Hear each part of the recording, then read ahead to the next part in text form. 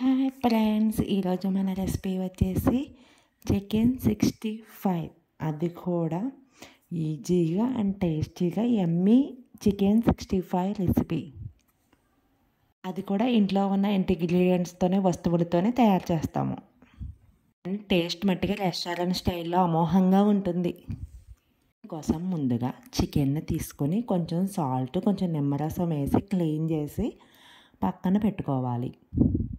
ఆ తర్వాత ఆ చికెన్లో కొంచెం అల్లం పేస్ట్, ఉప్పు, కారం, పసుపు, ధనియాల పొడి, జీలకర్ర పొడి, చికెన్ మసాలా, కొంచెం ధనియాల పొడి, జీలకర్ర పొడి, చికెన్ మసాలా వేసుకొని బాగా కలిపి దానిలో కొంచెం గుడ్లు వైట్ది ఓన్లీ తెల్లసొన మాత్రమే వేయాలి.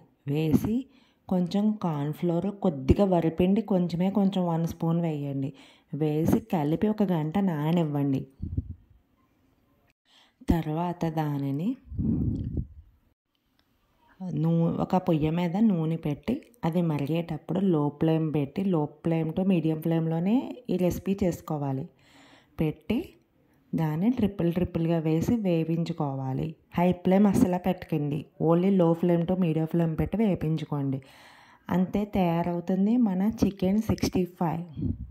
ఎంతో టేస్టీగా ఉండి యమ్మీ చికెన్ 65 పిల్లల నుంచి పెద్దల వరకు అందరికీ నచ్చే recipe is ready to serve.